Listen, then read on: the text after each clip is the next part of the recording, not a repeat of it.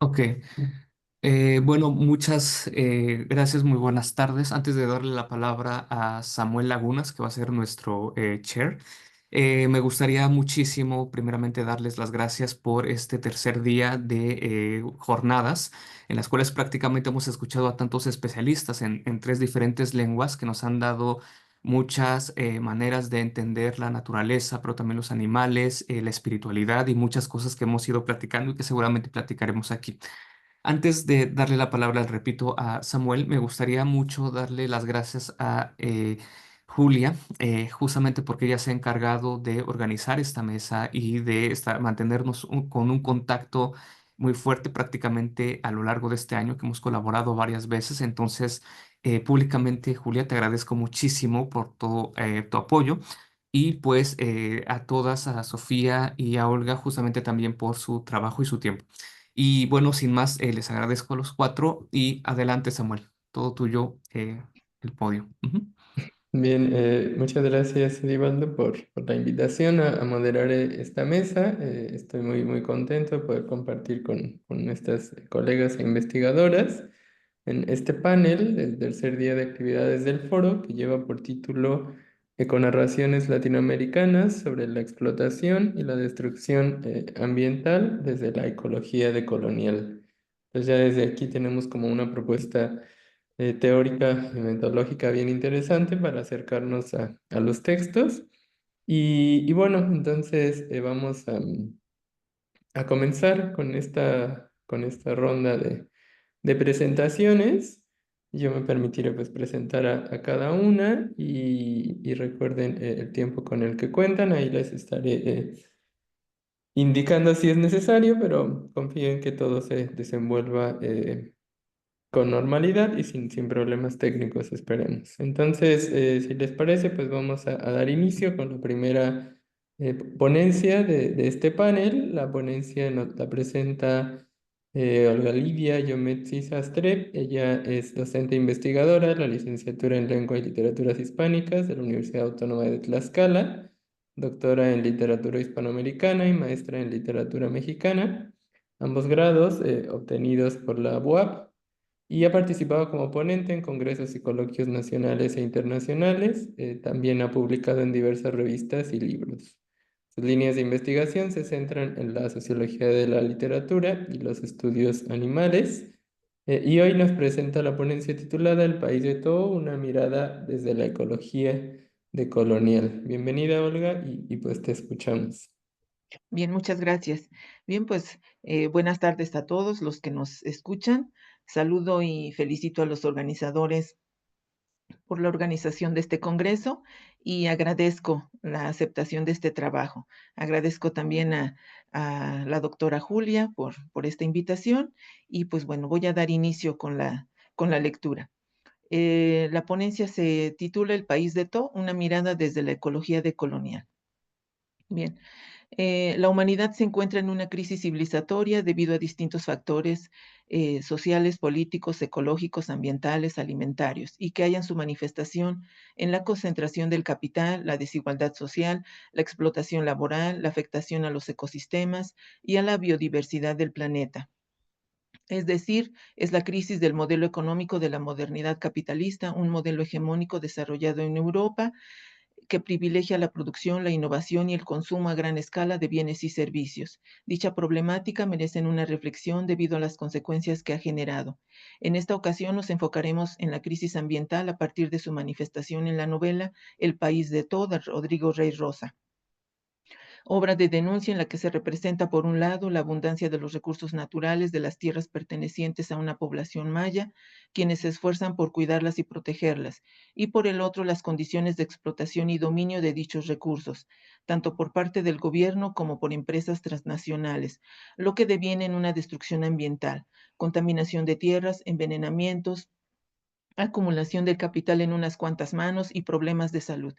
Desde la mirada de la ecología decolonial, nos interesa mostrar que la destrucción del medio ambiente tiene que ver con la manera en cómo se habita la tierra y se hace uso de sus recursos naturales. Por lo tanto, considera de manera ineludible las relaciones jerárquicas de dominación colonialista, que evidencian la desigualdad social, el racismo, la discriminación y la violencia.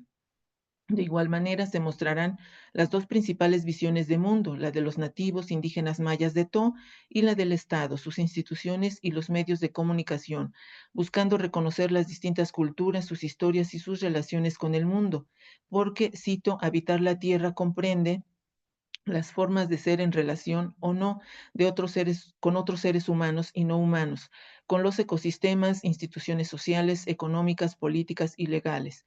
Habitar la Tierra comprende además problematizar la concepción de nuestra existencia en la Tierra, de sus geografías y sus temporalidades. Fin de la cita.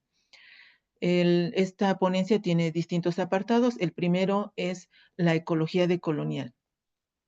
La ecología estudia la interacción que establecen los seres vivos con el medio ambiente, al cómo determinados factores como la temperatura, la humedad, entre otros, se relacionan o influyen en el desarrollo y comportamiento de la gran diversidad de seres vivos que pudieran existir en un hábitat. Asimismo, aborda los cambios que pueden sufrir los ecosistemas debido a las actividades humanas, como la civilización, el aumento de la población, la sobreexplotación de los recursos, el exterminio de áreas verdes, entre otras. Es desde este punto en el que se acerca la ecología decolonial, la cual, si bien se enfoca en el medio ambiente, también considera el impacto que sobre este ha ejercido la humanidad debido al modelo económico capitalista. La ecología decolonial tiene como principal teórico a Malcolm Ferdinand, quien parte del pensamiento decolonial que se inicia en América Latina con teóricos como Aníbal Quijano, Walter Miñolo, Arturo Escobar, entre otros, quienes se plantearon como objetivo problematizar y reflexionar en las distintas jerarquías de dominación, la colonialidad del poder, establecidas por la modernidad eurocéntrica de Occidente a partir de la colonización europea en América, las cuales no desaparecieron con la independencia de los distintos países americanos. En este sentido, la decolonialidad es una respuesta a las distintas formas de dominación ejercida por los europeos y el giro ecoterritorial desde enfoques como la ecología decolonial, la ecocrítica, la ecología humana, la ecología política, visibilizan esta problemática para concientizar y valorar el patrimonio cultural que nos rodea y habitemos la tierra de una manera distinta. Ferdinand señala, tomando como base el Caribe, que la crisis ecológica se encuentra asociada a un mundo que no ha superado la esclavitud, la violencia social y la injusticia política, lo que denomina la ecología decolonial. En consecuencia, la ecología decolonial articula la confrontación de las cuestiones ecológicas contemporáneas con la emancipación de la fractura colonial. Cito, la urgencia de una lucha contra el calentamiento global y la contaminación de la tierra es parte de la urgencia de las luchas políticas, epistémicas, científicas, jurídicas y filosóficas que apuntan a deshacer las estructuras coloniales de convivencia y las formas de habitar la tierra que mantienen las dominaciones de personas racializadas, particularmente mujeres, en el sótano de la modernidad. Dicho teórico parte de la constatación de una doble fractura colonial y ambiental de la modernidad, que separa la historia colonial y la historia ambiental del mundo. Es decir, destaca una separación entre los movimientos ambientalistas y ecologistas y los movimientos poscolonialistas y racistas. Como ejemplo, señala la ausencia de las personas negras y racializadas en la producción de los discursos ambientales, así como en la de los aparatos teóricos utilizados para pensar la crisis, evidenciando una simetría racial producto de la construcción de una jerarquía racista de Occidente que les ha excluido y ha situado a los blancos por encima de los no blancos, estableciéndose relaciones de dominación y discriminación con su eurocentrismo religioso, cito, con su eurocentrismo religioso, cultural y étnico, así como con sus deseos imperiales de enriquecimiento, cuyos efectos se manifiestan en la esclavización de los pueblos originarios de la tierra, en la violencia infligida a las mujeres no europeas, en las guerras de conquistas coloniales, en el desarraigo de la trata de esclavos, en el sufrimiento de los esclavizados, en los múltiples genocidios y crímenes contra la humanidad. Fin de la cita. Dicha fractura es un problema central de la crisis ecológica porque, observa Ferdinand, ha separado al conquistador y al conquistado, al blanco y al no blanco en señores y esclavos, asimismo se separa al hombre de la naturaleza y se sitúa por encima de ella, dominando y destruyendo los ecosistemas y afectando la vida de la tierra. Por lo tanto, la propuesta del teórico es caminar hacia un mundo común a bordo de un barco mundial al que denomina la ecología del mundo. Segunda sección, la ecología decolonial y su relación con la literatura.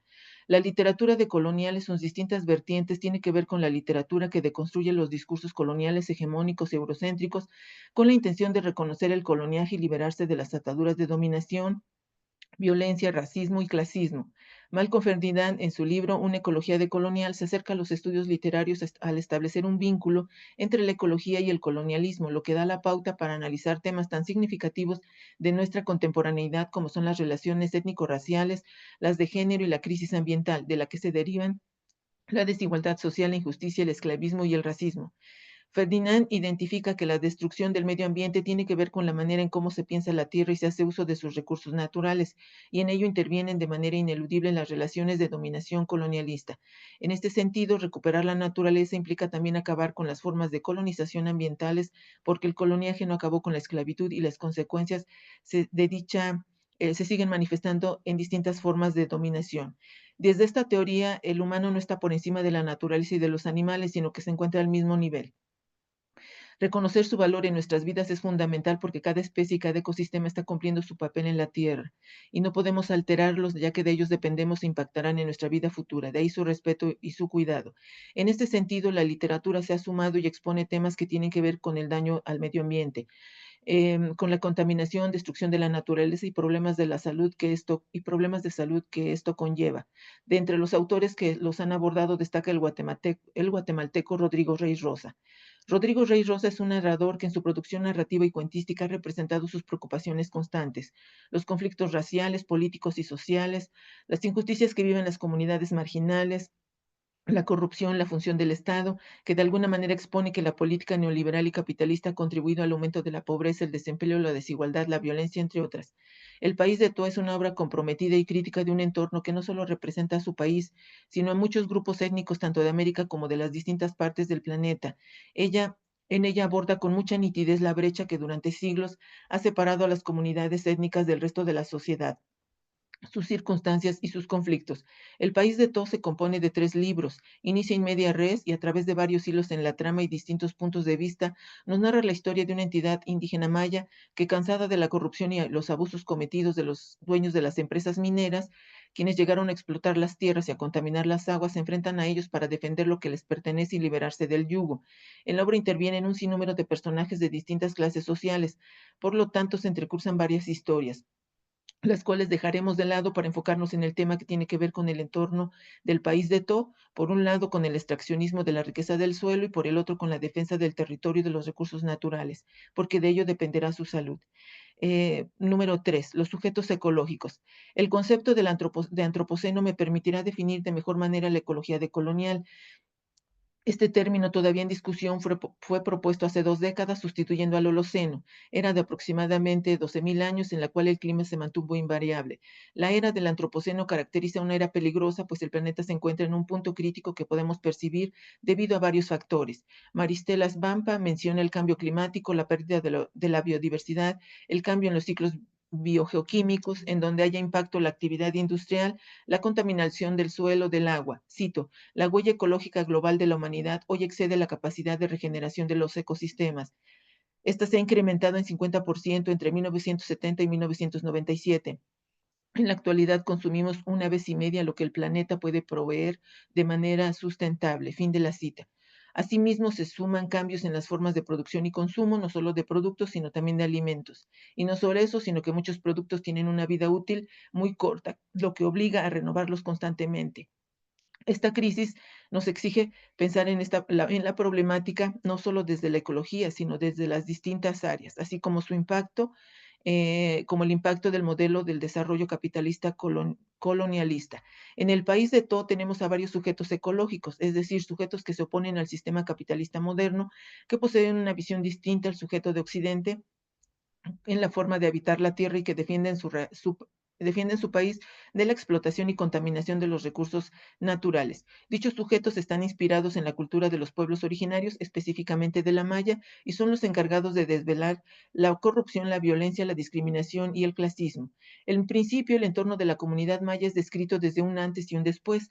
Era como una zona montañosa con bosques comunales, árboles de aguacates frondosos, fuentes de agua, caminos de tierra bordeados con milpas, frijol y huicol.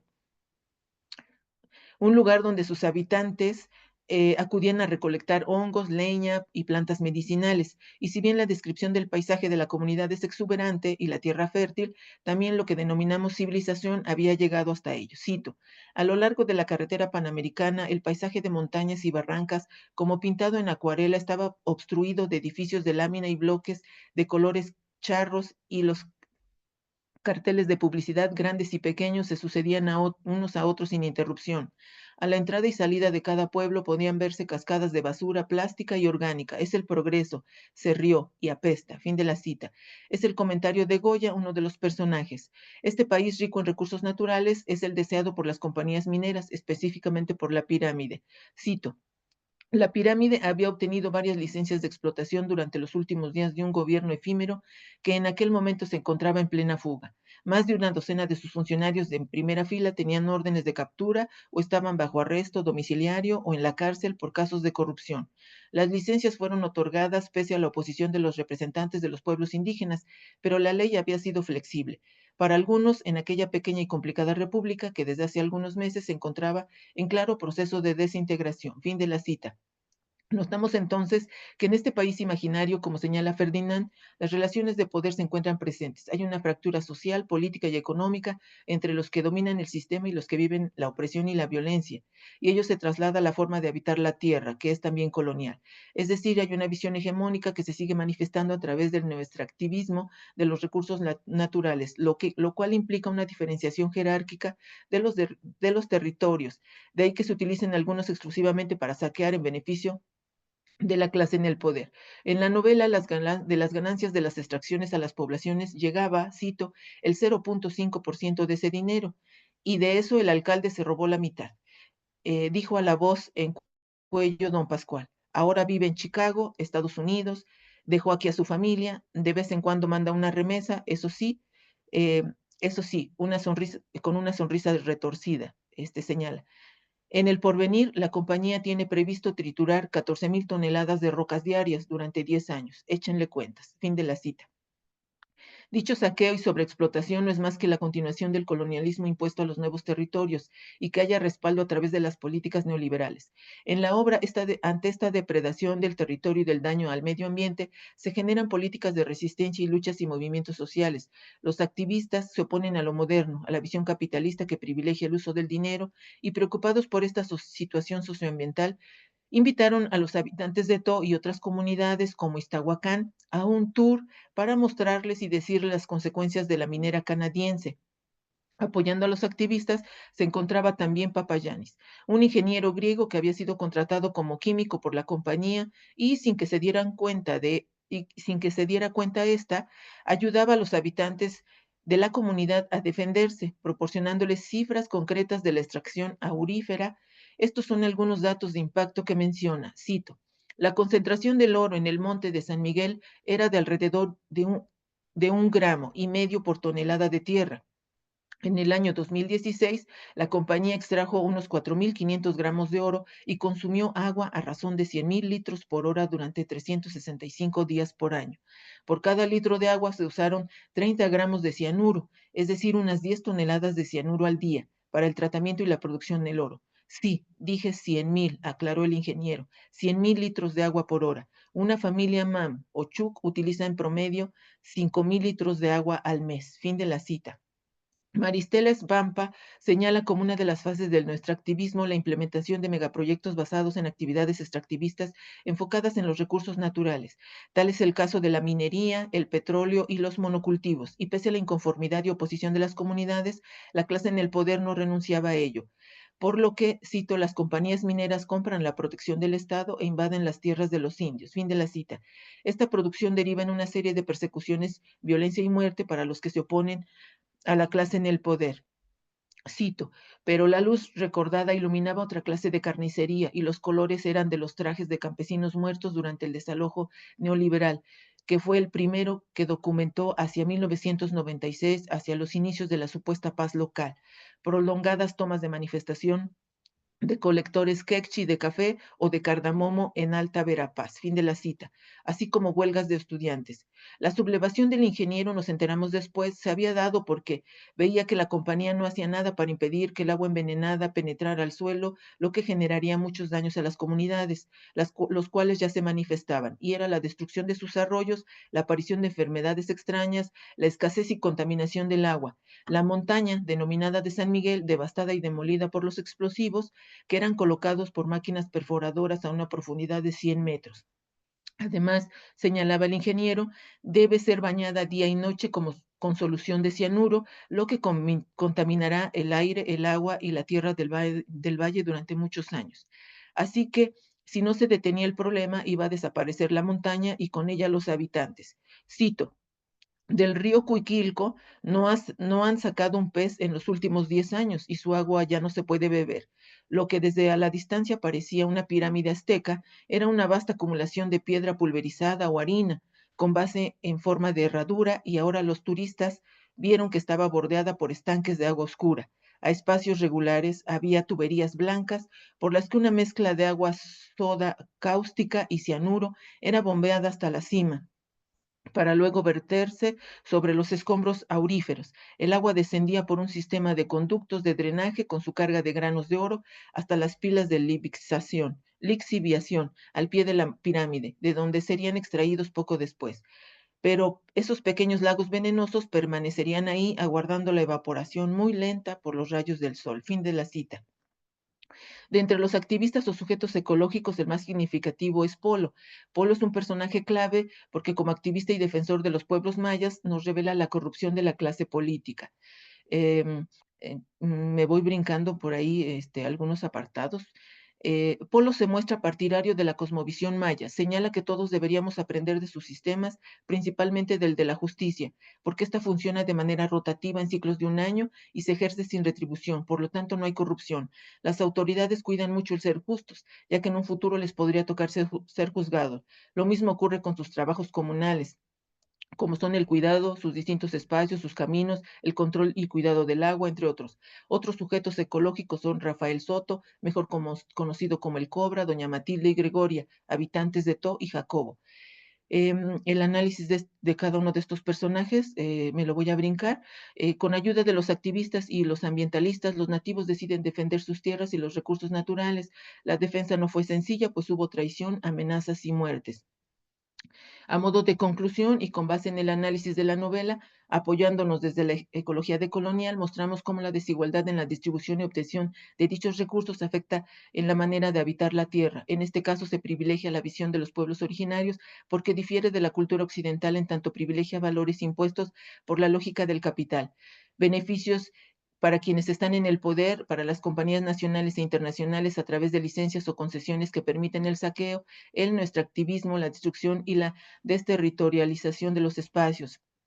Identificamos que estas acciones generalmente suceden principalmente en espacios alejados, marginales y rurales que pertenecen a comunidades originarias, las cuales se vuelven más vulnerables y violentadas debido a la carencia de infraestructura, de economía, de educación y de un reconocimiento por parte del Estado, ya que incluso este respalda y protege estas actividades debido a que también se ve beneficiado.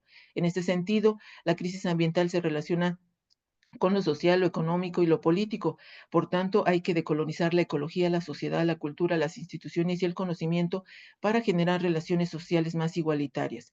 La obra de Rey Rosa deconstruye el modelo neocolonial a partir de la construcción de un sujeto que representa la cosmovisión ancestral de los mayas, cuyo respeto al entorno es fundamental para la recuperación armónica de las relaciones entre el hombre y la naturaleza en su sentido más amplio. Finalmente, el país de To también se convierte en un llamado para tomar acciones urgentes en beneficio de nuestra humanidad. Muchas gracias. Muchas gracias, Olga, por esta presentación, por este análisis que nos muestras de esta novela de Rodrigo Rey Rosa. Y bueno, creo que en el tiempo de preguntas, de comentarios, se pueden profundizar algunas cosas que por ahí no hayan quedado, que por ahí hayan quedado pendientes, perdón. Eh, bueno, vamos a pasar a escuchar a nuestra segunda ponente de este panel, Sofía Mateos Gómez. de la Universidad Nacional Autónoma de México, del Instituto de Investigaciones Filológicas. Sofía es investigadora asociada de tiempo completo C en el Centro de Estudios Literarios del instituto ya mencionado de la UNAM. Es licenciada en Letras Hispánicas, maestra en Filosofía por la misma universidad y doctora en Estudios Románicos por la Sorbona. Actualmente su investigación busca revalorizar los aspectos políticos y retóricos de la escritura de mujeres mexicanas a principios del siglo XX. Ha trabajado también rasgos de la ciencia ficción latinoamericana escrita por mujeres. Y esta tarde, nos presenta la ponencia titulada La toxicidad del agua entre relatos latinoamericanos de ciencia ficción distópica, Distancia de rescate de Samantha Schweblin, La mucama de Micunlé de Rita Indiana y Mugre Rosa de Fernanda Trías. Entonces, bienvenida Sofía y te escuchamos. Muchas gracias, Samuel. Muchas gracias también a quienes organizan todo este evento y a Julia por organizarnos a nosotras. Comienzo entonces. El agua en la literatura es un tópico verdaderamente universal que trasciende fronteras y tiempos, vinculada al mismo tiempo con la vida y con la catástrofe, con la cotidianidad y con el misterio. El agua como elemento clave de escenarios distópicos tiene ya una larga historia en el género de ciencia ficción. Desde relatos de inundaciones catastróficas hasta historias de sequías mortales, la literatura distópica ha reelaborado el simbolismo del agua como fuente de vida para explorar las posibilidades devastadoras de su exceso o escasez. Pero en el contexto de la crisis ambiental surge en la literatura un tópico nuevo relacionado con el agua, el que la retrata como víctima y vehículo de la contaminación. Con antecedentes desde la segunda mitad del siglo pasado, como la obra Silent Spring de Rachel Carson, publicada en el 62, y que denuncia el uso de pesticidas y sus impactos medioambientales, buena parte del corpus de esta literatura ha coincidido con el género de ciencia ficción. Podemos así localizarnos desde el marco de la ciencia ficción climática, donde encontramos la preocupación por los peligros de la contaminación del agua como un tópico relativamente frecuente. Esta presentación propone entonces explorar las formas como Schweblin, Indiana y Trías hacen del agua un elemento transmisor de la toxicidad y la enfermedad en sus relatos distópicos. En las tres obras, el agua se convierte, como resultado de la intervención humana en el medio natural, en un peligro omnipresente que dispara la acción y que determina las características del mundo narrado. Desde las herramientas de la ecocrítica, hay varios elementos en este conjunto de obras que pueden analizarse a detalle. El énfasis, por ejemplo, en la relación bidireccional y compleja entre la cultura humana y el mundo natural. En estas obras, el agua no se presenta como un objeto, un decorado o parte del ambiente que rodea la acción, sino que constituye el núcleo disparador de la historia. Encontramos una visión holística del agua que no la concibe separada de ningún otro elemento de la naturaleza y sobre todo no la ve separada de lo humano. Podríamos desde el ecofeminismo, que reflexiona sobre los ecos entre la dominación del hombre sobre la naturaleza y aquella que ejercen sobre las mujeres, focalizar los personajes femeninos que durante las progresivas catástrofes ambientales que enfrentan dentro de los relatos muestran la particularidad de una vivencia en cuerpo feminizado. Así, Alcide, protagonista de La mucama de Micunlé, sobrevive gracias a trabajos que ponen su cuerpo de por medio, como la prostitución y el servicio doméstico. La narradora, de Mugre Rosa y Amanda, la protagonista de Distancia de Rescate, cuidan a otros y a otras y es a través de esos cuidados que poco a poco van comprendiendo la crisis ecológica en la que están insertas. Además, las tres autoras, argentina, dominicana y uruguaya respectivamente, colocan al centro del relato evidencias de la desigualdad económica y social en el contexto latinoamericano, así como marcas de los efectos del neocolonialismo en la región. Se ha hablado desde la ecocrítica de una desigualdad medioambiental, un fenómeno íntimamente ligado a la distribución desigual de recursos por regiones y por grupos sociales, pero que focaliza cómo estos estratos viven de manera distinta las consecuencias de la sobreexplotación de recursos naturales y la destrucción medioambiental. La mucama de Omicunle pone en la escena una profunda desigualdad social al mostrar los contrastes entre las vidas de las élites y su relación con la naturaleza, que sobre todo tratan como objeto de colección o de exhibición, y la manera como los más desposeídos se enfrentan la cara más violenta de la devastación medioambiental. Esta novela muestra también la dinámica de la preservación de la naturaleza como una empresa o hobby de élites privilegiadas extranjeras, como una de las caras del neocolonialismo en el Caribe específicamente. En Distancia de Rescate, la acción se localiza en el ámbito rural, y la lectura es inseparable del contexto implícito de la crisis higiénica y ecológica provocada por el uso de glifosato en los campos de soya argentinos durante las primeras décadas de este siglo. Una polémica que revela una dinámica donde las ganancias de la industria agrícola priman sobre las vidas humanas. En Mugre Rosa, observamos cómo la crisis ecológica y sanitaria subvierte el orden establecido de los barrios ricos y pobres, las regiones seguras e inseguras, sin por ello trastocar la distribución de los recursos. Las élites entonces serán quienes accedan a la seguridad frente al envenenamiento del agua. Quisiera, sin embargo, concentrarme sobre todo en la forma como la presencia central del agua como vehículo de la toxicidad implica en estas tres obras una articulación distinta del tiempo, tanto a nivel intradiegético como en la estructura del relato. Hemos establecido que la presencia del agua vulnerable a la contaminación es el factor que dispara la acción en las tres obras.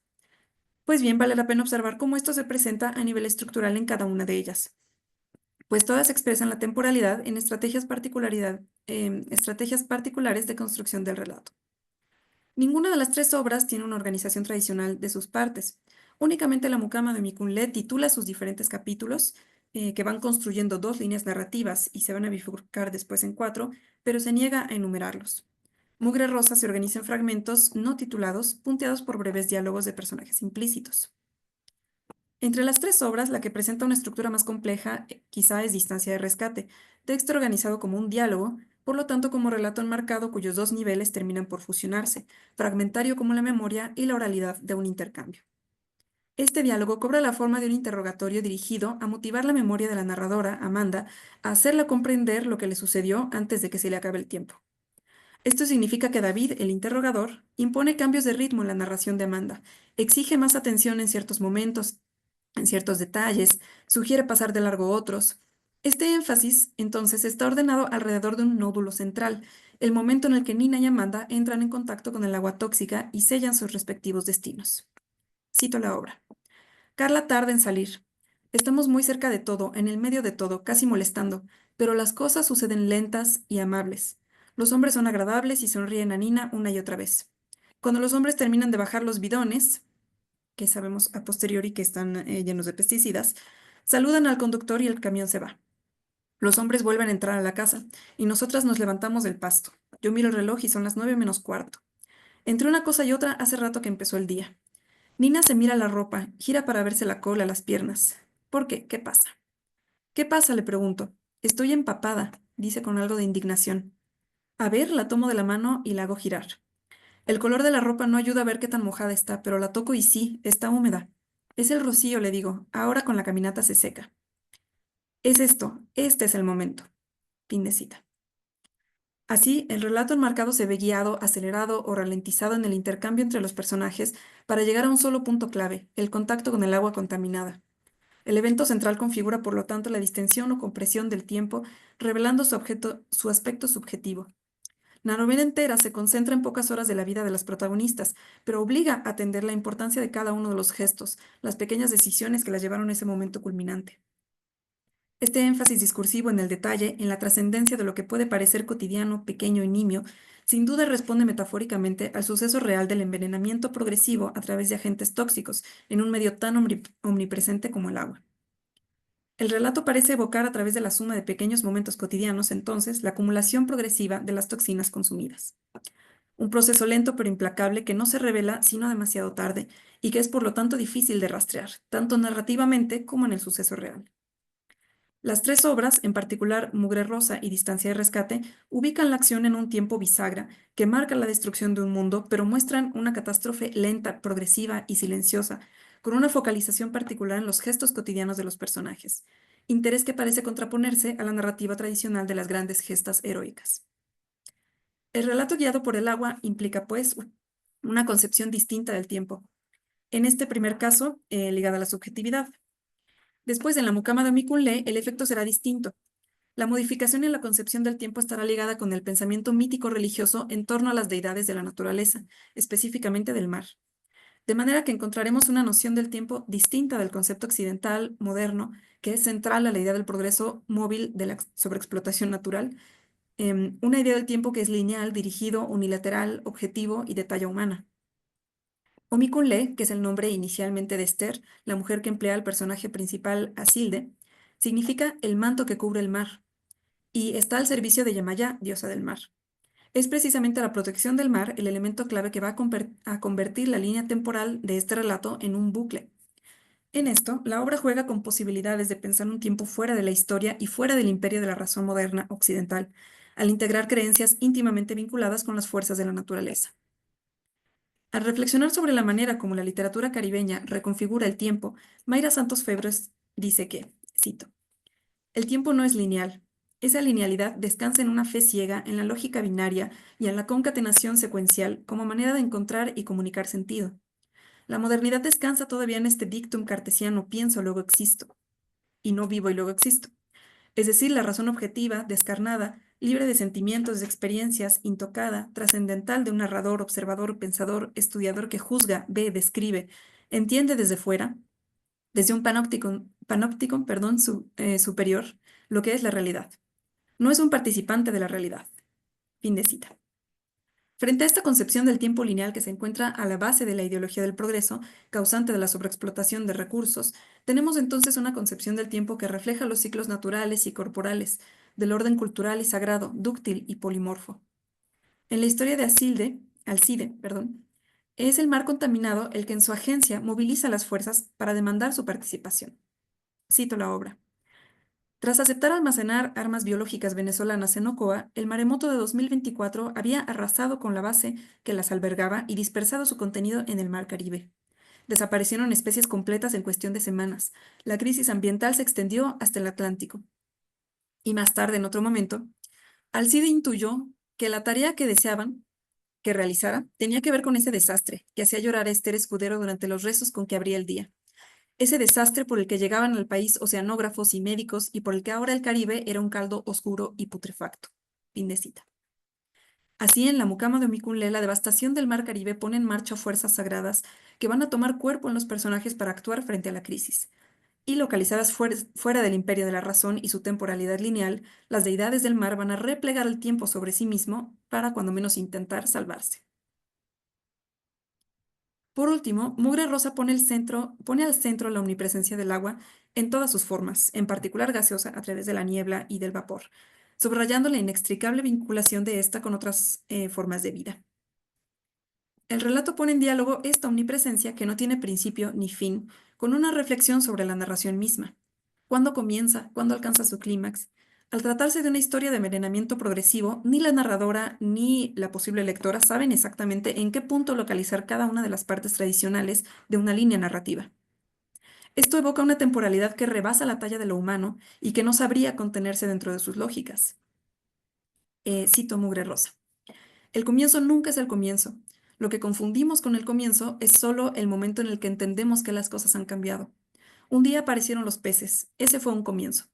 Las playas aparecieron cubiertas de peces plateados como una alfombra hecha de tapitas de botellas o de fragmentos de vidrio. Brillaba con destellos que herían los ojos. El ministerio mandó a los trabajadores de la basura a limpiar las playas. Los peces ni siquiera aleteaban, estaban tiesos desde hacía rato, incluso antes de que el agua los expulsara. Era un día normal, no era el comienzo de ninguna cosa. Unos meses después, las algas fueron tomando el río y la superficie se tiñó de morado. Un fenómeno bello. Íbamos a la Rambla a verlo, no lo creíamos peligroso. El río ya no era marrón o verde, según la ilusión óptica del cielo, sino que aparecían secciones completamente rojas, a veces una franja resplandeciente a lo largo del horizonte, a veces un círculo morado como si el agua subiera en una lengua de fuego. Nuestro río convertido en una alfombra de retazos, en un espectáculo de luces. Los niños aplaudían, los adultos sacábamos fotos. Fin de cita. Podemos observar que Mugre Rosa comparte con Distancia de Rescate el sentimiento ominoso de la posibilidad de lo anormal dentro de lo cotidiano, de la ceguera humana frente a procesos que están ocurriendo en la naturaleza a su alrededor, pero que le son invisibles hasta que es demasiado tarde. A esto Mugre Rosa suma la angustiante pregunta: ¿cuándo es demasiado tarde? ¿Cómo lo sabremos? Ambas obras parecen evocar un peligro como el que vive una rana en una olla que se pone a hervir.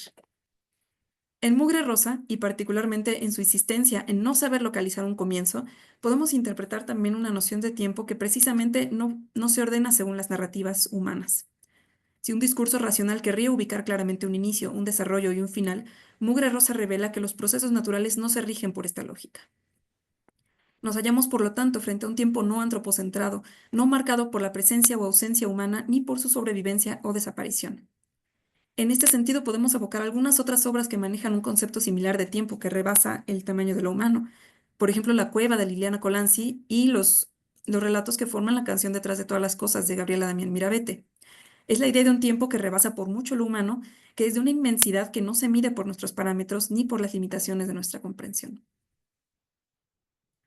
Entonces, solo para cerrar, la ecocrítica pues invita a romper dualismos como estos, ¿no? La talla de lo humano, la talla de lo natural, tiempo humano, tiempo natural, necesidades humanas y naturales. Invita a cuestionar ideas humanistas de la naturaleza, cuestionar el status quo de la razón occidental y su visión antropocéntrica, develar la existencia de otras lógicas culturales, alejarse de la dualidad humano-no humano en el sistema cartesiano moderno, cuestionar la instrumentalización de la naturaleza. Esta invitación implica que la literatura en la que se enfoca tiene una intención ética, además de la estética. En el caso de la literatura de ciencia ficción climática, es interesante, además de analizar las formas textuales en las que refleja la crisis ambiental, también valorar su potencial político como ficción especulativa. Tenemos una importante tradición en América Latina de ficciones, tanto utópicas como distópicas, que han funcionado como base para proyectos políticos. Buena parte de la historia de nuestra ciencia ficción estuvo ligada a procesos independentistas y de proyección nacional, de manera que tenemos ya una trayectoria importante de los usos de la literatura imaginativa o de especulación para configurar nuevas realidades. Entonces podemos esperar que esta ola reciente de literatura de ciencia ficción climática en nuestra región pueda formar parte de un proyecto semejante. Muchas gracias. Muchas gracias, Sofía, por también apegarte al tiempo y por compartirnos esta lectura de este tríptico de novelas recientes. Y bueno, vamos a cerrar las presentaciones antes de proceder al diálogo. Y bueno, ahora vamos a presentar esta tercera ponencia que nos presenta el día de hoy Julia Isabel Leiza Osorio, también de la Universidad Autónoma de Tlaxcala. Ella es doctora en literatura hispanoamericana y maestra en literatura mexicana, ambos grados otorgados por la UAP. Durante 2018 realizó una estancia de investigación con beca CONACYT en la Universidad de Limoges y en la Universidad de la Sorbona. Asimismo, ha participado en diversos congresos y publicaciones en países como Argentina, Estados Unidos, Francia, Inglaterra, México y Uruguay. Sus líneas de investigación se centran en la geocrítica, la cartografía literaria y la ecocrítica, en relación con los aspectos fronterizos, los espacios citadinos y el binomio centro y periferia. También se ha adentrado en lo decolonial a partir de temáticas como la migración y la identidad, las literaturas femeninas y la relación entre cine y literatura. Actualmente es docente de la licenciatura en Lengua y Literatura Hispanoamericana y la maestría en Estudios Interdisciplinarios en Humanidades, ambas en la Universidad de Tlaxcala. Hoy Julia nos presenta la ponencia titulada La infancia del mundo o el sueño del niñedengue, un estudio del paisaje tóxico del Caribe pampeano y la utopía del Caribe antártico desde el compostaje cultural. Entonces, gracias Julia por tu ponencia que nos presentarás a continuación. Adelante. Pues muchas gracias, Samuel, por la presentación y también gracias a Edivaldo por compartirnos la convocatoria, que fue gracias a lo que llegamos y por supuesto a todos los organizadores porque pues se ve muy interesante el foro, muy rico y a mis compañeras por haber aceptado configurar pues este panel. Muchísimas gracias a todos y todas. Bueno, comienzo con mi texto. En la actualidad, la crisis climática es una de las problemáticas más grandes a las que nos vemos enfrentados los seres humanos, de tal manera que se ha buscado visibilizarla no solo desde lo político, sino desde diversos discursos como el artístico, el cinematográfico y el literario. En ese sentido, varios escritores y escritoras han tratado de mostrar y de denunciar en sus obras los problemas ambientales, así como las desigualdades sociales que surgen en torno a ellos, e incluso han buscado proponer posibles soluciones ante estas crisis. Por ello, es entendible que las perspectivas ecocríticas hayan cobrado gran importancia en las últimas décadas, especialmente en regiones como América Latina, donde es evidente que existen grandes desigualdades sociales, políticas y económicas, todas ellas a partir de dinámicas capitolocentristas y extractivistas que han ido deteriorando cada vez más a sus ecosistemas y propiciando nuevos problemas como los diferentes tipos de violencia y múltiples migraciones. Así, el presente trabajo tiene como objetivo analizar la novela La infancia del mundo, del escritor argentino Michel Nieva, a partir de una perspectiva ecocrítica decolonial para mostrar cómo es que conceptos tales como paisajes tóxicos, ecológico y el ecologismo de los pobres son fundamentales para analizar estas nuevas propuestas literarias que a partir de la distopía visibilizan algunas de las problemáticas ocultas en el cambio climático, como las enfermedades y las mutaciones que propician los cambios paisajísticos a partir de la contaminación de los lugares y una marcada diferencia económica entre aquellos que pueden pagar por los recursos naturales y quienes no. Aunque al mismo tiempo muchas de estas obras también proponen nuevas utopías a manera de un compostaje cultural, entendido este como el reciclaje constante de la producción cultural y literaria, gracias a lo que algunas de estas obras ya no solo muestran los desastres, sino que incluso presentan posibilidades para llegar a soluciones concretas ante la crisis ambiental. Tengo un apartado que se llama Michel Nieva y el extractivismo y la ecología decolonial desde el gaucho punk. Michel Nieva es un escritor que se ha centrado principalmente en desarrollar historias de ciencia ficción con elementos tradicionales de la cultura argentina como la pampa y los gauchos, aunque en ellas también hace referencia a videojuegos y robots, al igual que a enfermedades y epidemias, ubicando a sus personajes en un futuro distópico en el que hay profundas desigualdades sociales que deberían superar para ver lo verdaderamente importante de la vida y el mundo.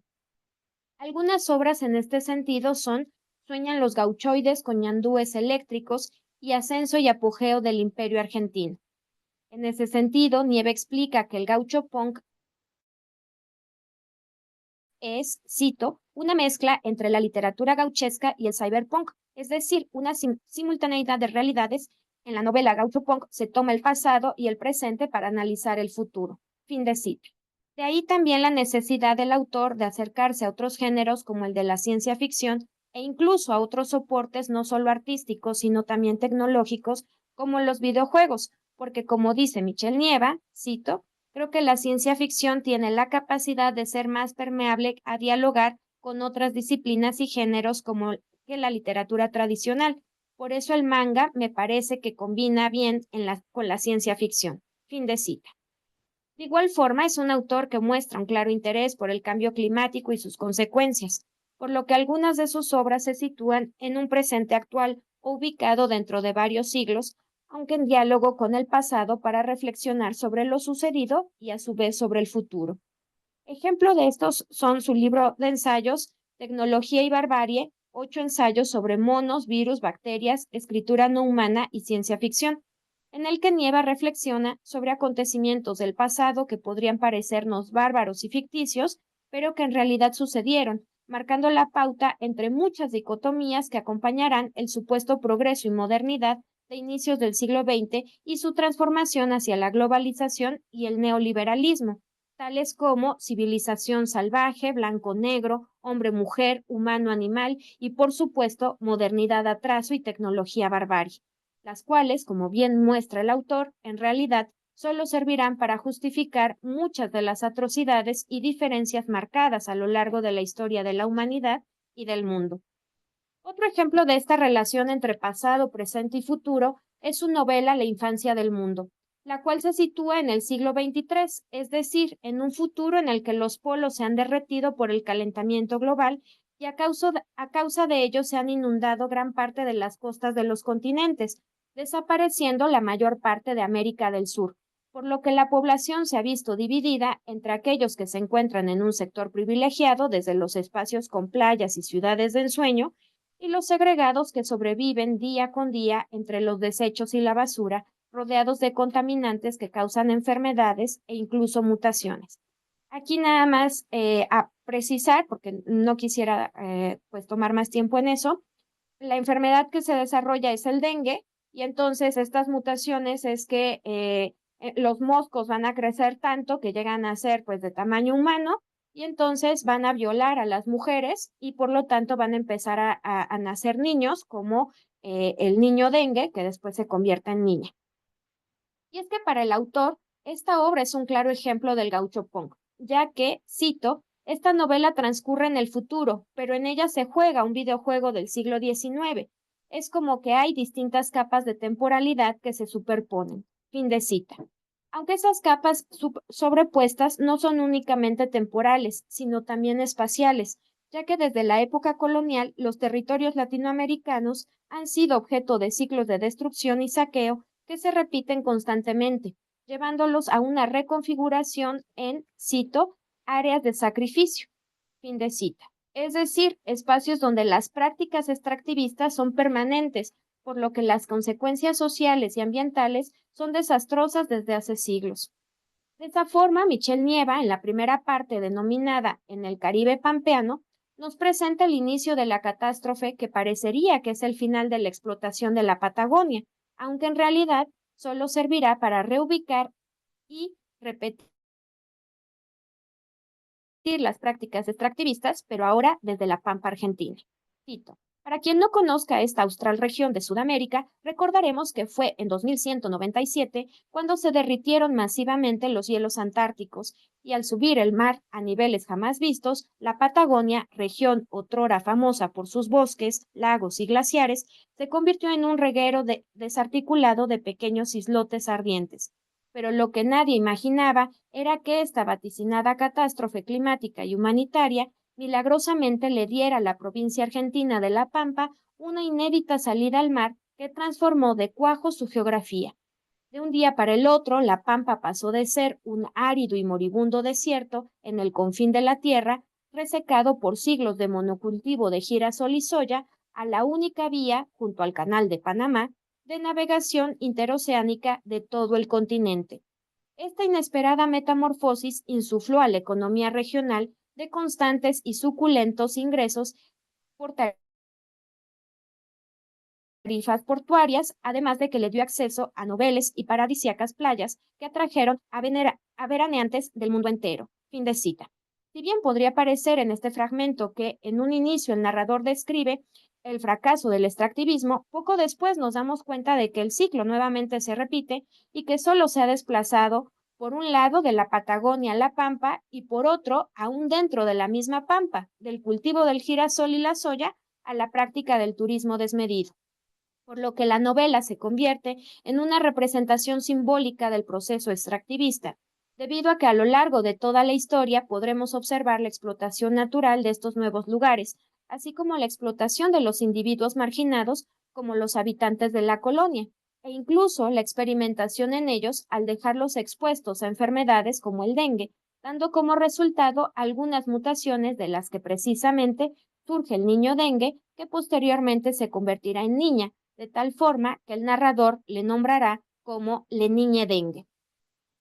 Así, tal y como afirma Yasnaya Aguilar, el extractivismo no es más que una extensión de la estrategia colonial que sigue despojando a los territorios y a sus habitantes de cualquier posibilidad de desarrollo sostenible, pues es una forma de poder que al extraer despoja a los territorios y a las comunidades de cualquier tipo de contrapartida proporcional, propiciando lo que Gisela Jeffes denomina como racismo ecológico, es decir, relaciones ecológicas desfavorecidas entre las regiones industrializadas y el sur global, dejando en evidencia que las crisis climáticas no se viven igual en todo el mundo y mucho menos entre todos los sectores de la sociedad, ya que hasta en las prácticas ecológicas hay una marcada diferencia económica que lamentablemente nada tiene que ver con un verdadero compromiso para salvar al planeta, sino más bien con quién tiene el dinero para pagar por la tecnología que nos brinde los recursos naturales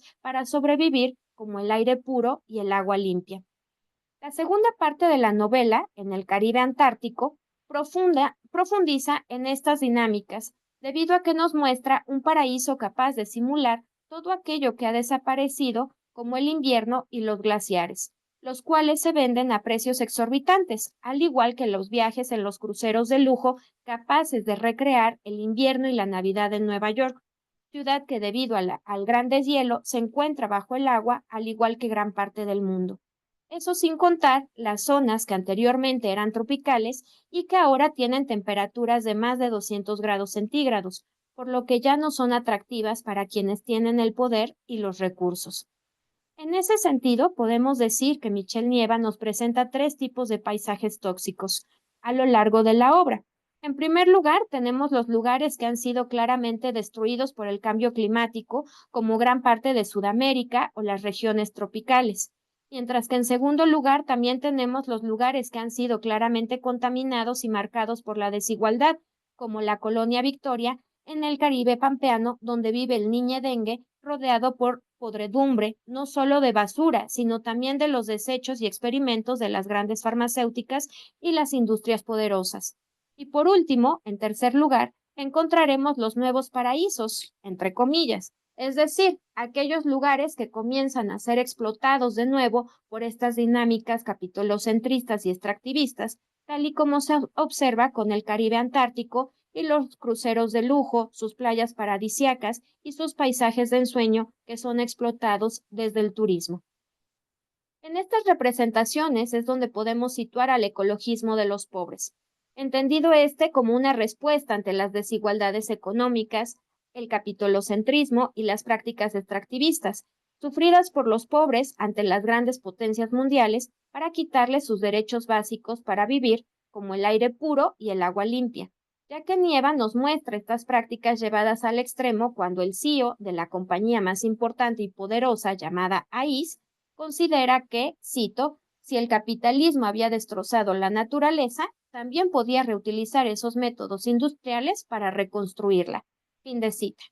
Como si fuera cualquier producto simple de fabricar, aunque más adelante podemos observar que esos beneficios no son para todos, sino tan solo para quienes pueden pagarlos, desatando diferentes tipos de violencia entre los habitantes de la colonia, como el comportamiento de El Dulce, uno de los niños que molesta al niño dengue por ser mutante, hasta que un día éste decide atacarlo y picarlo, descubriendo que es una niña dengue, al igual que su madre, quien también lo menosprecia por ser un mutante. Porque como señala Malcolm Ferdinand, desde la ecología decolonial, las dinámicas colonialistas persisten a lo largo del tiempo, propiciando las relaciones de poder, opresión y subalternidad entre todos los integrantes de una sociedad e incluso con el medio ambiente que los rodea. Aquí es donde podríamos considerar que surge el compostaje cultural en la obra de Michel Nieva, ya que de acuerdo con Casals Gil y Chuminato, consiste en que, cito, la producción cultural siempre implica una forma de reciclaje, ya sea porque se enmarca dentro de estructuras ya conocidas o se experimenta con temas y tropos recurrentes que inevitablemente retoman las producciones culturales o patrones de comunicación heredados. Fin de cita. Todo esto con la finalidad de resignificarlos o reciclarlos para dejarlos en un ciclo de constante circulación o renovación que los inyecte de energía nueva, tal y como lo hace Michel Nieva con los elementos tradicionales de la cultura y la literatura argentina como el gaucho y la pampa, al renovarlos por medio de la ciencia ficción, al igual que los espacios donde ocurre la distopía contemporánea, los cuales adquieren un nuevo significado al caracterizarse por la prominencia de las ruinas y la destrucción, símbolos de un colapso inminente de nuestra civilización y en donde se reflejan las desilusiones de la modernidad y sus promesas incumplidas, específicamente en cuanto a las crisis medioambientales. Cito. En definitiva, en cuanto producto de ficción, la distopía ensaya una pintura parcial del futuro a partir de una crítica de elementos reconocibles del presente que proyecta hacia una sociedad imaginativamente materializada, sociedad alterna que al final resulta ser una metáfora de la sociedad efectiva, sea como un espacio autosuficiente o como una pieza más del engranaje de la aldea global. Fin de cita.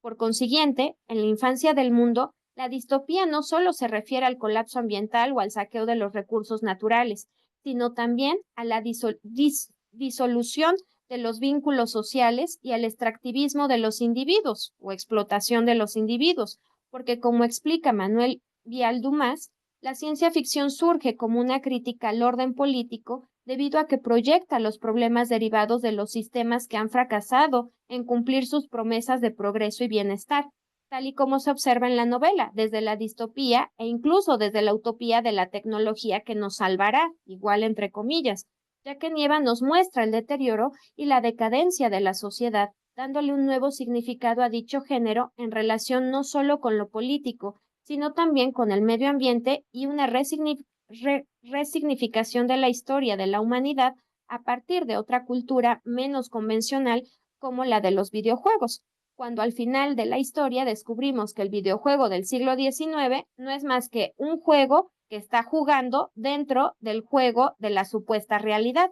y así hasta el infinito, porque como descubre la niña Dengue, cito, si la Tierra no puede nunca terminar es porque una inutilidad permanente late en su interior, y es una infancia que siempre amenaza con volver y que ahora regresa, confundiendo todo con todos y cada momento con los demás, poniendo punto final a este panfleto planetario sobre tiempos geológicos que nunca existieron, pero volverán. Fin de cita.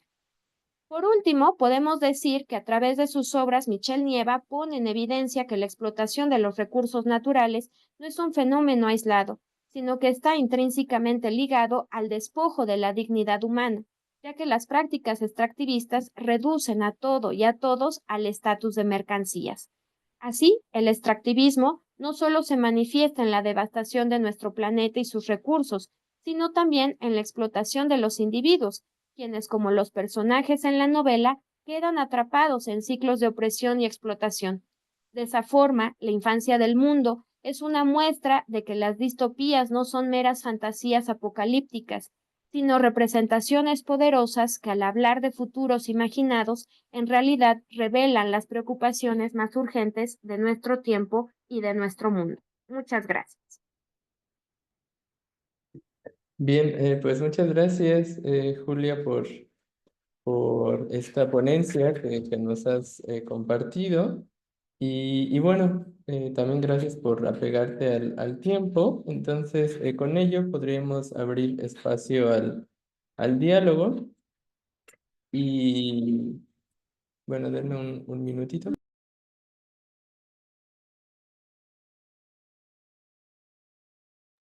Bueno, listo.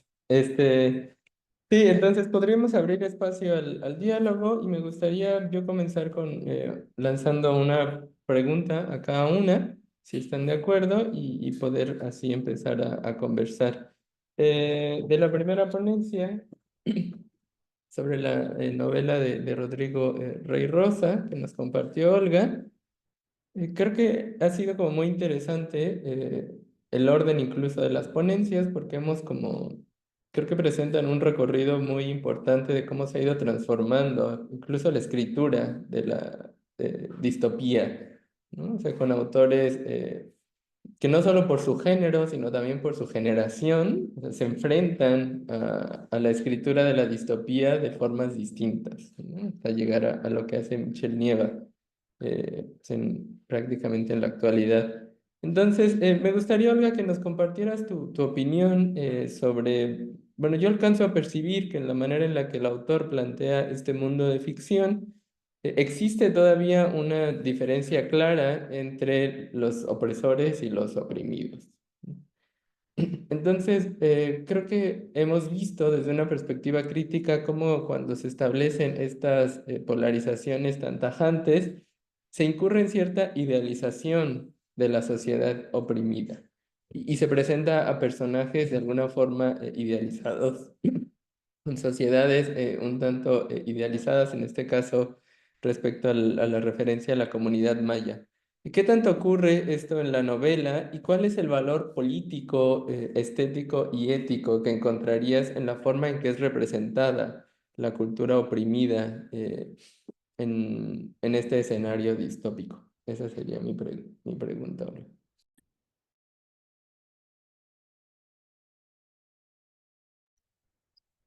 Bien, muchas gracias. En el caso de Rodrigo Rey Rosa, efectivamente hay una distinción muy clara entre la clase que está en el poder y la clase que ha sido oprimida y que en este caso pues haya referencia en la comunidad maya. La comunidad maya aparece dentro de la novela idealizada.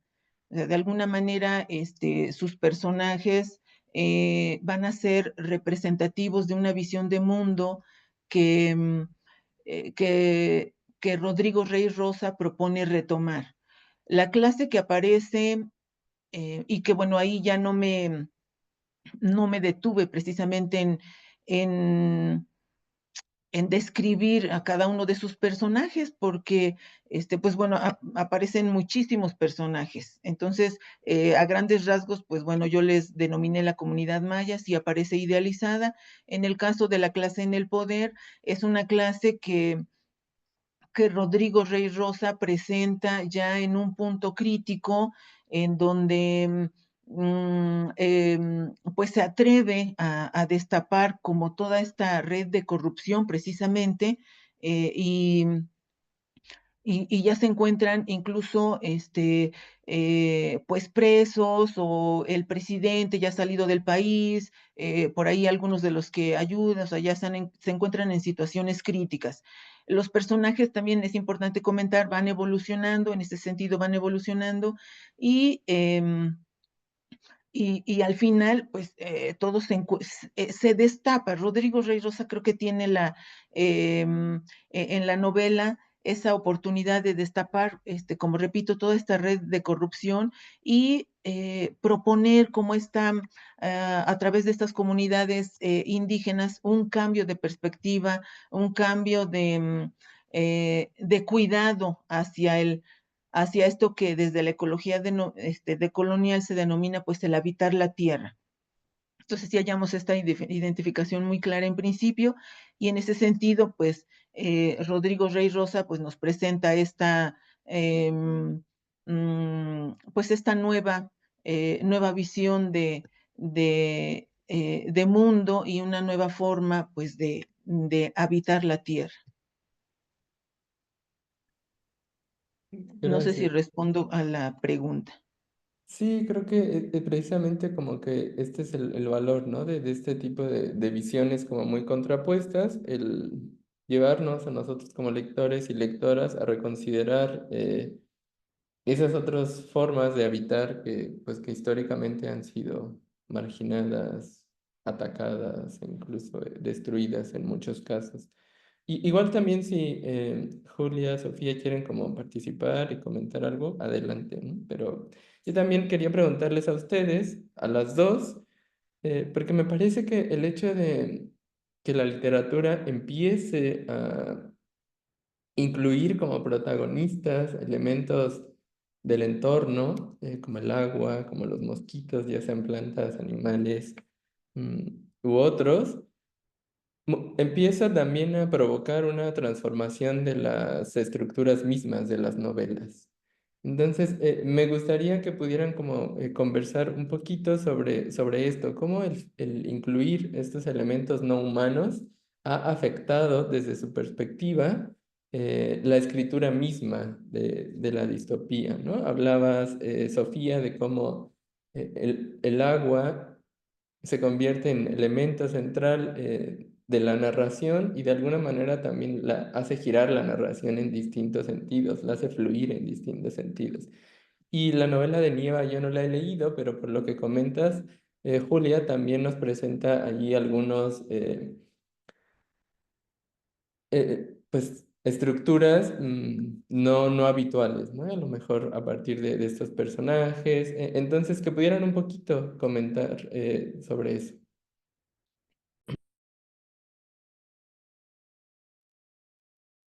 Sí, pues yo pienso, eso aparece como muy esbozado en la presentación que hice, pero yo creo que sí hay una puesta en cuestión muy deliberada de estas estructuras narrativas tradicionales, como de pues los grandes arcos narrativos de la figura del héroe, ¿no? Como el tópico del viaje, ¿no? El tópico de la novela ay, ¿cómo se llaman estas como de crecimiento recuérdenme cómo se llaman? Bildungsroman, Coming of Exacto. Age. Bildungsroman, muchas gracias. Bueno, pues estos como grandes arcos tradicionales, pues son muy antropocentrados, ¿no? O sea, tienen de entrada esta figura del héroe que es como, em, pues, como la encarnación de todos estos valores típicamente modernos, ¿no? Entonces es el individualismo, em, pues como cierta noción de la masculinidad vinculada con la valentía, vinculada con el arrojo. em, en fin, o sea, yo pienso que estas estructuras tradicionales pues parten de una cierta ideología que está marcada históricamente y que es esencialmente la misma ideología que está detrás de este gran sistema moderno occidental que está poniendo en cuestión todo este nuevo corpus literario, ¿no?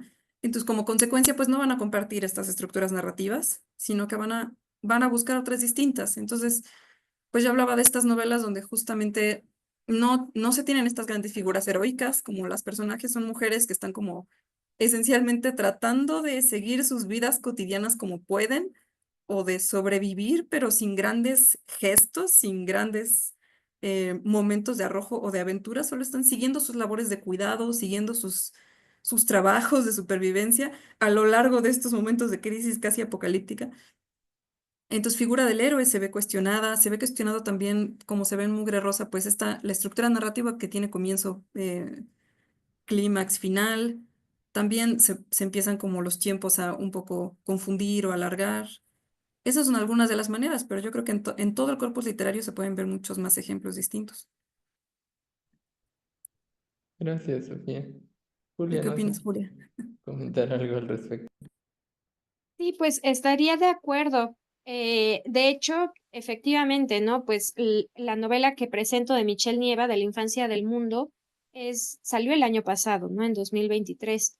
El otro libro de ensayos que comento es de este año, de 2024, y tiene un libro más que sacó este año de ciencia ficción capitalista, que también está muy interesante, ¿no? Porque precisamente habla de cómo pues esta nueva ciencia ficción, podríamos decir, pues muestra un poco pues estos cambios, ¿no? Y que, como bien dice Sofía, pues no van solo en tratar de mostrarnos nuevos elementos muy característicos de la ciencia ficción, ¿no? Sino echan mano de todo. En el caso de La infancia del mundo, por ejemplo, yo veo que Michelle Nieva presenta estos elementos desde diferentes niveles, ¿no? Por ejemplo, en cuanto al lenguaje, vamos a ver que por esta transformación del niño a niña,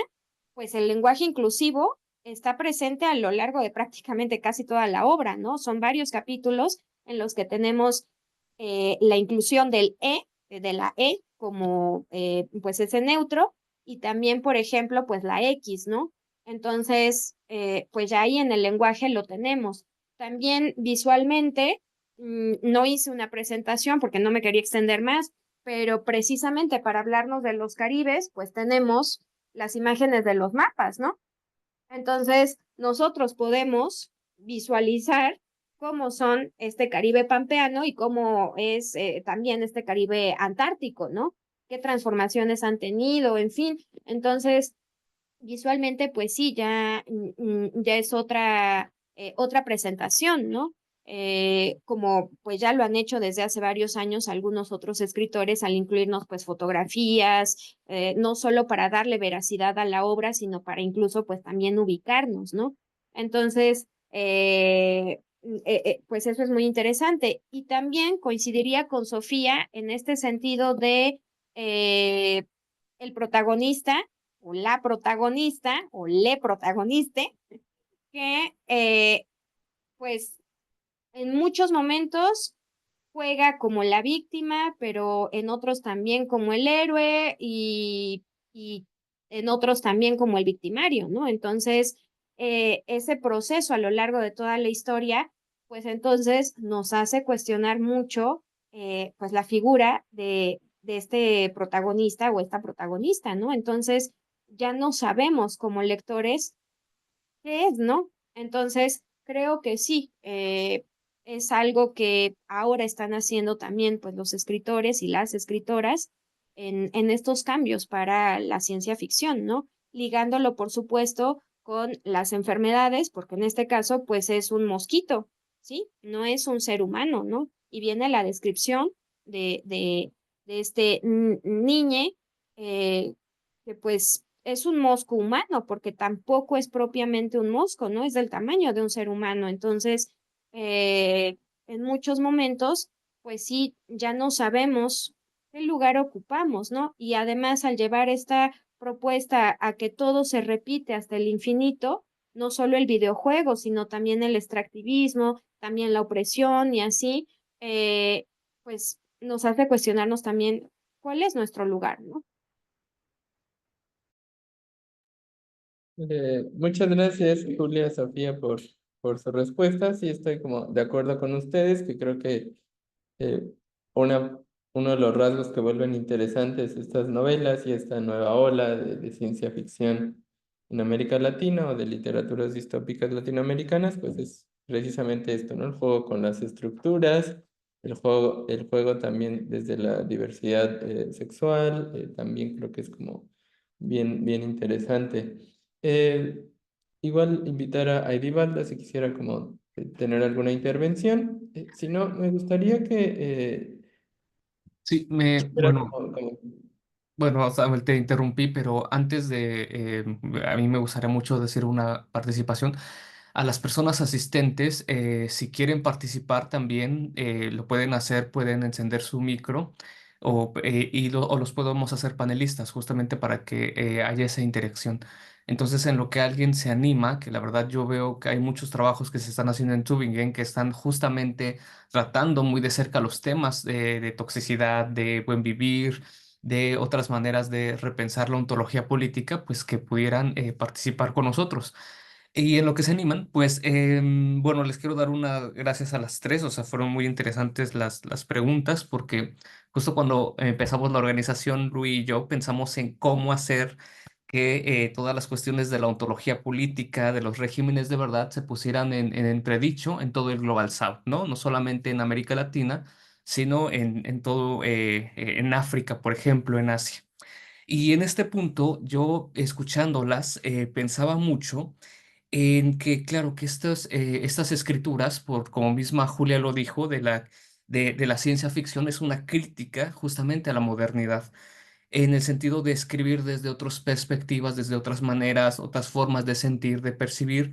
Y en este punto yo les preguntaba, bueno, lo que estaban ahora comentando de las estructuras narrativas de un tiempo más allá de los seres humanos, ¿no? Yo recordaba, ahora que hablaban mucho de Sofía, de hay ciertas estructuras narrativas que están muy ligadas a, por ejemplo, a la modernidad, ¿no? O sea, el viaje del héroe y todo eso, que bueno, que también se remonta antes, pero que en ciertos momentos se utilizan más que en otros momentos.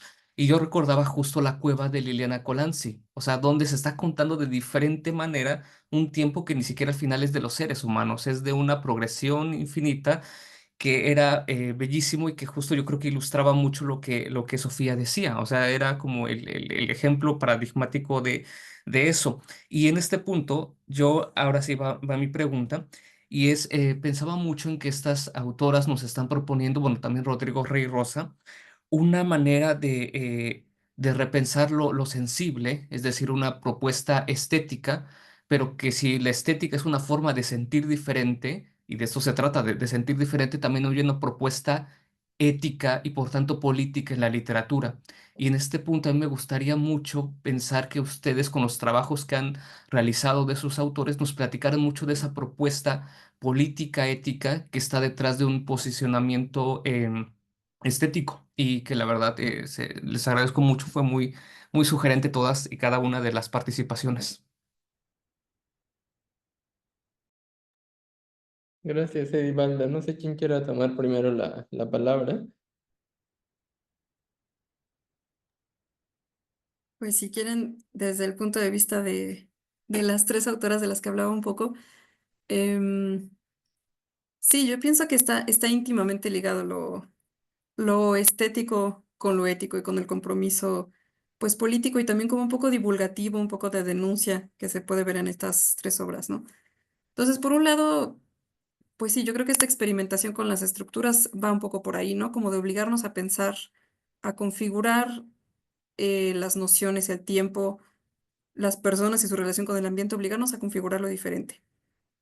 Luego también creo que en cuando menos definitivamente en La mucama de Mikunlé y en Mugre Rosa, creo que también hay referencias como a la cultura pop o a la cultura de masas que están participando de una crítica a pues a la industria cultural esencialmente, ¿no? Como al trato de la cultura también como un producto de consumo, de la misma manera en la que se está tratando los recursos naturales. Entonces, creo que esa crítica va como un poco de la mano.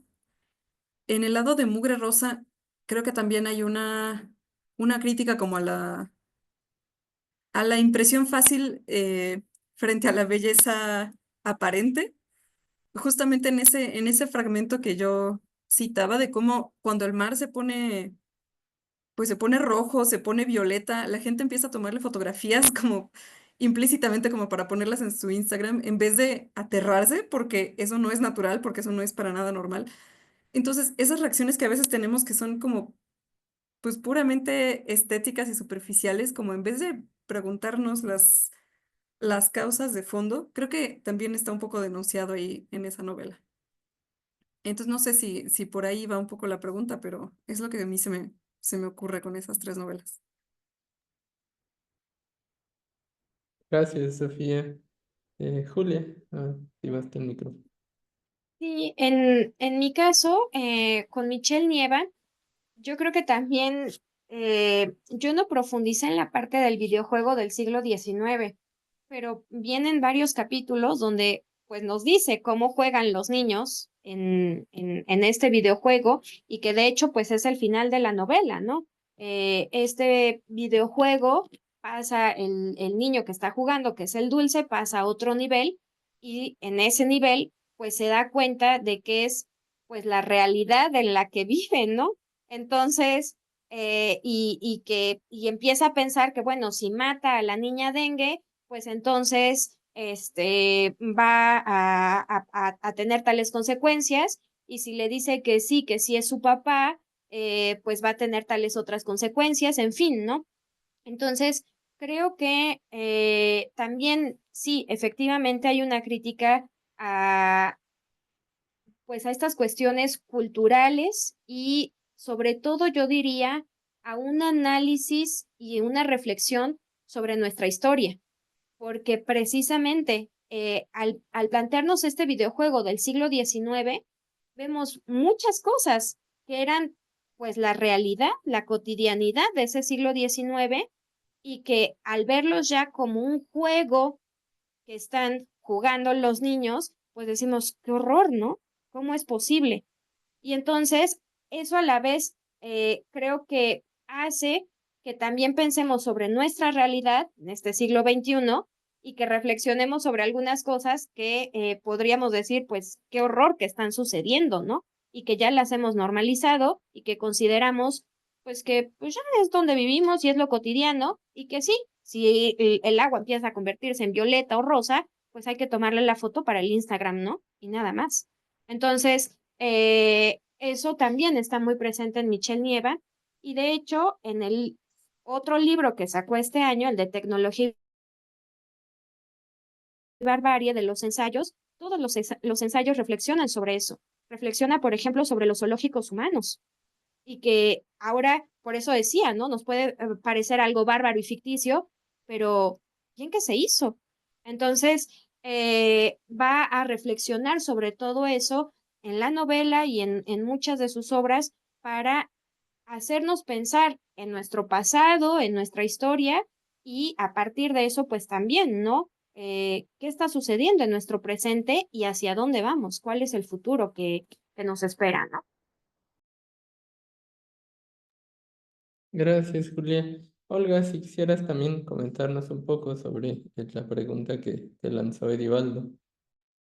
Sí, muchas gracias. Bueno, en el caso de Rodrigo Rey Rosa, él sigue una estructura narrativa pues mucho más tradicional, a pesar de pues esas rupturas también temporales, espaciales em, y ese conglomerado de historias. Eh, Hay en Rodrigo Rey Rosa también un compromiso ético, un compromiso político. La obra, como lo mencioné, es una obra de denuncia y claramente, porque pues lo hace de manera muy clara, clara y abiertamente, pues habla de la corrupción política, de las injusticias, se atreve a retomar un tema que si, pues a lo mejor volteamos hacia Guatemala, él como guatemalteco, pues denuncia precisamente o retoma un antecedente histórico, pues de la década de los 50, respecto de una compañía también instalada ahí, canadiense, que si no mal recuerdo, era Exmival, hacia la década de los 50. Entonces, pues creo que pues es un autor en ese sentido comprometido, que pone pues en tela de juicio pues muchos intereses que en ese momento pues controla la oligarquía. Entonces, en ese sentido, pues sí, el compromiso de Rey Rosa pues es bastante evidente. Sí, muchas Muchas gracias. gracias, Olga. Eh, bueno, no veo como manos levantadas de los asistentes, entonces yo me animaría a hacer una pregunta más, así como eh, de forma general a las tres ponentes, que tendría que ver, o sea, desde también mi experiencia como lector, me he dado cuenta mucho de que es necesario, bueno, una inclusión como muy importante que han hecho las autoras, los autores en épocas recientes, pues tiene que ver con hablar del cuerpo, de los cuerpos. Entonces, yo he pensado en que lo más conveniente ya no es hablar solo de espacio-temporalidad, sino como de corpo-espacio-temporalidad. Entonces, me parece que se ha trenzado en muchas de las novelas de la última década estos tres elementos. Y creo que desde una perspectiva bien interesante que tiene que ver con que el hecho de que se transformen los cuerpos ya es un anticipo de que se puede transformar el espacio y que se puede transformar el tiempo. Entonces, creo que allí hay una apuesta ético-política, no solo estética, muy importante. Entonces, me gustaría saber en los autores que han estudiado, en su experiencia como lectoras, eso, ¿cómo ven la relevancia del cuerpo en la ciencia ficción latinoamericana? Porque es un cuerpo, veo que es intervenido no solo por la tecnología, sino también por las creencias. O sea, las creencias, elementos propiamente que no totalmente racionales, también influyen en la modificación de los cuerpos, ¿no? O sea, tanto el agua contaminada, el piquete de un mosquito mutante, pero las creencias yorubas, en el caso de Rey Rosa, las creencias mayas, afectan a los cuerpos. Y creo que ese afectar posibilita que estas otras dimensiones, el espacio, el tiempo, puedan también modificarse. Pero me gustaría escuchar cuál es como su impresión o su valoración de este abordaje de los cuerpos en estas novelas. Entonces, no sé, ahora si quieren podemos empezar con Julia. Sí, claro. En el caso de Michelle Nieva, yo creo que, y también por eso la importancia del lenguaje inclusivo, es que toda la novela se construye como esta sobreposición de capas espaciotemporales. Y entonces los cuerpos también se van a componer así, ¿no? Como una sobreposición. eh, eh, la identidad siento que la identidad de los personajes no es que van tomando de aquí y de allá, sino que es como si fuera ropa que se van poniendo y poniendo y poniendo, ¿no? Y entonces, por eso es que al final, incluso ya en los últimos capítulos, ya no es la niña dengue, el niño dengue o le niñe dengue, ¿no? Sino que es la envenenada dengue, porque la terminan envenenando, ¿no? Entonces, ya incluso dejó de ser eh, pues eso, ¿no? Un niño, una niña, un niñe, ya es envenenada, ¿no? Entonces, creo que eso también es muy interesante porque muestra que los personajes, sobre todo este mosquito, pues es una composición así, ¿no? Que va absorbiendo de todo eso que lo rodea, el espacio, el medio ambiente, el tiempo, las otras personas, como dices, las tradiciones, las costumbres, en fin, todo, ¿no? Y entonces, al final, pues es eso, una envenenada dengue, ¿no? Sí, gracias, Julia. Igual me quedé pensando otra cosa, pero adelante, no sé quién más quisiera comentar al respecto de esto de los cuerpos, Sofía, Olga.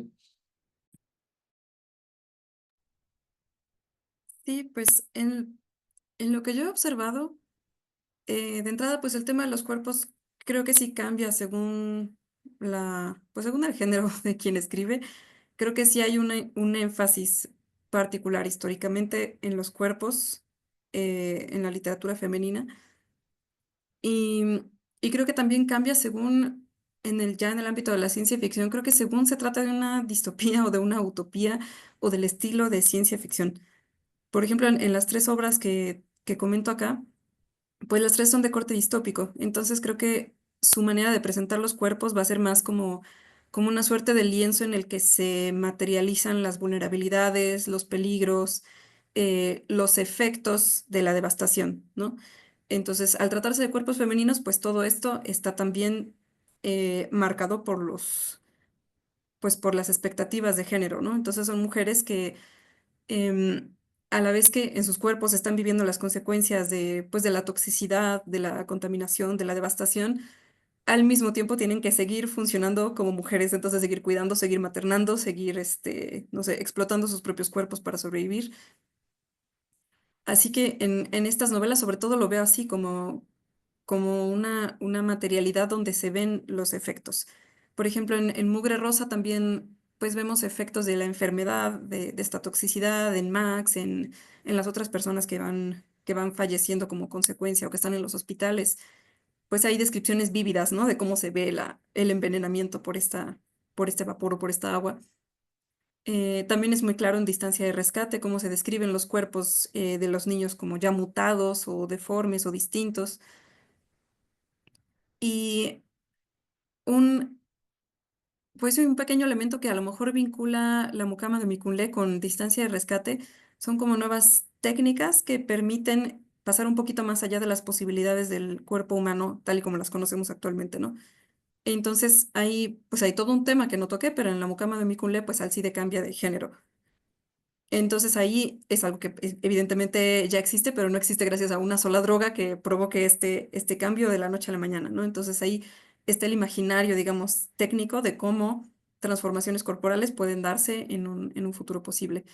Y en Distancia de Rescate hay una idea muy implícita como de transmigración de las almas de un cuerpo a otro para salvar a los niños de la muerte, aunque esto no está explícitamente ligado con alguna técnica o tecnología, entonces no queda, digamos, la pregunta abierta si esto se trata de una modificación corporal que viene por el lado de lo místico sagrado, un poco más probable, creo, en la novela, que si viene por el lado de lo técnico tecnológico. Y creo que esta incertidumbre es bastante característica de la ciencia ficción latinoamericana, como si algo es mágico o si es técnico. Bueno, hasta ahí lo que yo vería. Gracias, Sofía. Adelante, Olga. Sí, en el caso de Rodrigo Rey Rosa, creo que se aparece como de una manera distinta. Ahí, pues los espacios y los cuerpos, pues aparecen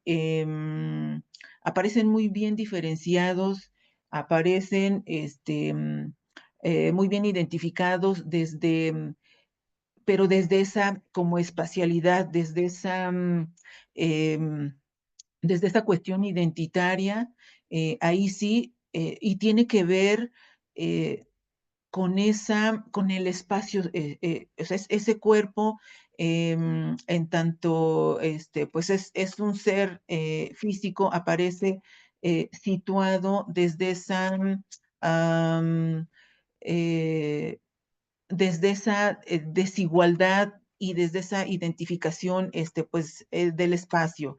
Creo que tienen que ver pues con esa clase social a la que pertenecen y pues en ese sentido creo que están condicionados desde el espacio social, porque pues pues creo que de alguna manera ubicar muy bien la condición que tienen, pues en este caso, pues tanto la comunidad étnica y pues aquel que no pertenece a una comunidad étnica. Entonces, en ese sentido, muy bien diferenciados desde el espacio, desde esa desigualdad social, básicamente. Sí, creo que esto que mencionas de lo étnico como algo que marca los cuerpos es también muy importante en este tipo de autores. Y también como rescatar esto que no se sabe si las modificaciones corporales vienen por lo técnico o por lo mágico, pues creo que pensarlas así como tecnomágicas, pues no está mal, ¿no? Al final la magia es como una técnica, visto desde una perspectiva amplia y muy desde las tecnodiversidades, como se empieza a hablar ahora, ¿no? Entonces, pues creo que podemos ir cerrando. Yo agradezco mucho haber participado como moderador de esta mesa, que me ha parecido bastante valiosa, las propuestas que nos dan, las lecturas que nos proponen, los autores que comparten, tanto a nivel teórico como a nivel literario. Y pues agradecer a quienes organizan este foro el hecho de que podamos compartir estos espacios más allá de las fronteras territoriales.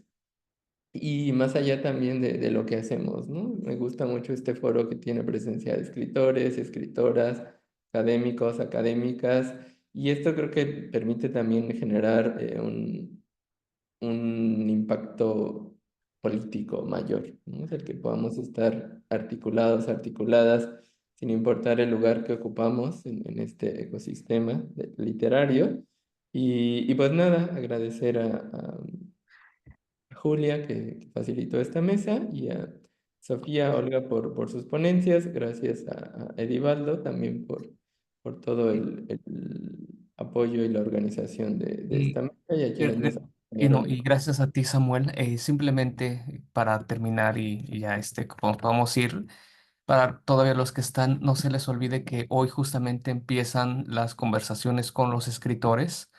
Y hoy vamos a tener justamente nuestra primera mesa, que en realidad prácticamente fue una cooperación, prácticamente Ivonne Sánchez ha sido la encargada directamente de esto. Estuvimos en colaboración para ir intercambiando nuestros escritores y hacerlo en un solo momento.